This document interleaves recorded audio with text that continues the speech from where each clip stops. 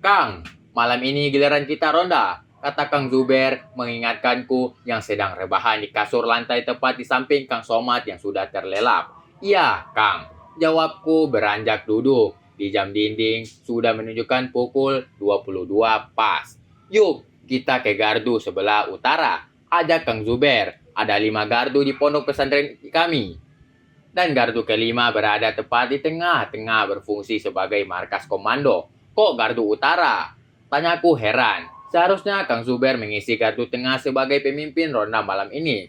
Sudah, jangan banyak tanya. Aku sudah minta Kang Amar menggantikannya, jawab Kang Zuber. Iya Kang, saya ikut aja, jawabku. Tidak peduli aku akan menepati pos yang mana. HP-ku, tanganku meraba celana pendek yang tertutup kain sarung yang kupakai. Aku menarik nafas lega, sekaligus kecewa karena tidak ada SMS dari Ningsara yang akan memberiku tugas lanjutan. Aku terlalu banyak berharap. Bisa saja Ningsara hanya membuat sebuah lelucon untuk mempermainkan hatiku. Kita di gardu utara hanya berdua, kata Kang Zuber membuyarkan lamunanku.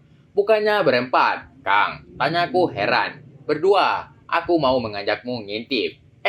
Tapi ini rahasia. Kalau kamu berani bicara ke orang lain, kamu akan merasakan mentahku, kata Kang Zuber penuh ancaman. Tangannya terkepal, memamerkan tinjunya yang besar dan sudah sangat terlatih. Ngintip siapa, Kang? Tanyaku antusias. Masalah mengintip adalah hobiku. Janji, kamu akan merahasiakan ini. Tanya Kang Zuber dengan tangan masih terkepal penuh ancaman. Aku sudah biasa mengintip santriwati di pesantrenku yang lama, jadi Kang Zuber tidak perlu khawatir. Jawabku sambil kantong celana saat merasakan getaran samar di HP-ku. Aku mengambil HP untuk melihat siapa yang SMS atau mungkin juga telepon. Aku menatap kecewa, tidak ada SMS apalagi telepon. Kita ngintip Gus Nur. Jawab Kang Zuber membuatku heran. Untuk apa mengintip lelaki yang sama-sama punya pedang? Jangan-jangan Kang Zuber punya kelainan. Pikiran itu membuat merinding ngeri. Bagaimana kalau sampai aku diperkeos Kang Zuber? Gus Nur pengganti baru. Lagi hot-hotnya. Apalagi istrinya Ning Isma kecantikannya tidak kalah oleh Ning Sarah. Kang, apa nggak kuala kita ngintip Gus Nur? Tanyaku ngeri. Gus Nur adalah salah satu kiai di pondok pesantren. Kang Zuber menaruh jari telunjuknya di bibir memberiku isyarat untuk diam. Rumah Gus Nur hanya beberapa meter di hadapan kami. Di belakang rumahnya ada gardu utara. Akhirnya aku mengerti kenapa Kang Zuber ingin menepati gardu utara hanya berdua denganku. Perlahan aku mengikuti Kang Zuber mendekati salah satu jendela. Sepertinya itu jendela kamar Gus Nur dan Ning Isma. Aku baru 2 minggu tinggal di sini, jadi aku tidak begitu mengenal Gus maupun Ning Isma.